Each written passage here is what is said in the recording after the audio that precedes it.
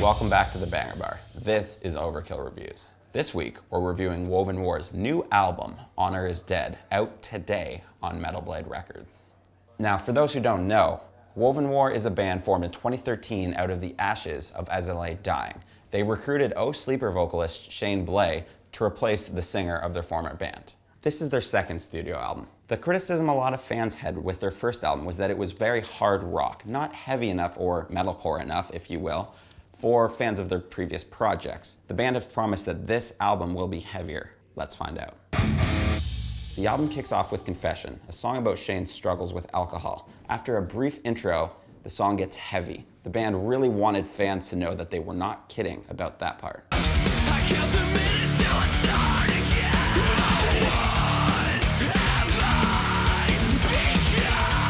As you heard there, this is definitely heavier than their previous album, but it's more in the vein of Periphery than the, Gothenburg-style melodic death metal riffs that inspired As I Lay Dying.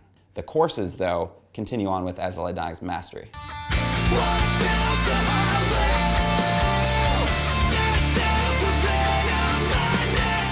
They go back and forth between that chorus and the heavier, faster verse part before getting to something of a breakdown, where it's their chance to really prove how heavy they've gotten.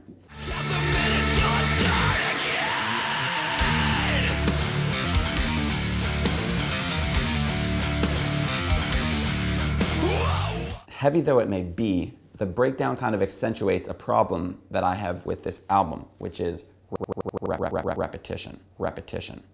The breakdown is more or less the same metallic riff from earlier, but just with halftime drums. Next up, let's talk about the title track, Honor is Dead. Though not necessarily heavier, this song is darker than the soaring melodies that made up their debut album. And I lick the wounds and taste it red, and nothing ends me now that honor's dead.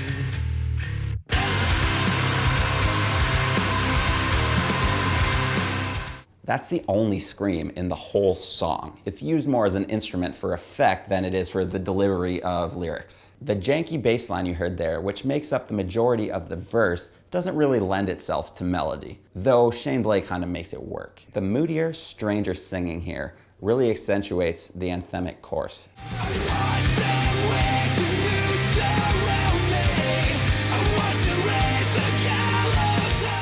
The later breakdown adds some diversity to the song.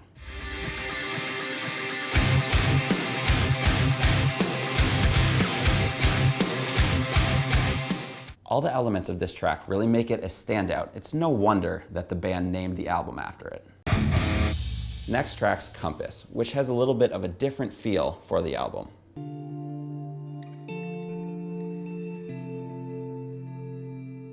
My sails are torn and I'm lost. The acoustic intro sets the mood, while the electronic elements are really utilizing a different tool than most of the album. The song does get darker, louder, and faster throughout, but it maintains its somber mood.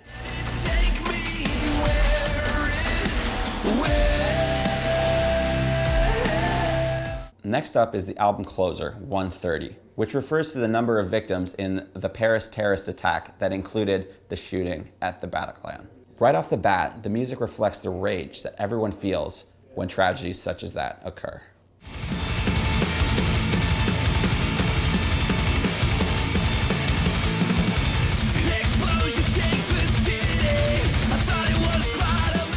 This is the shortest and heaviest song on the album. The opening chugs and the aharmonic riff on top of it is probably the most unsettling point. Still, it doesn't take long for the band to get back to doing what they do best: big choruses.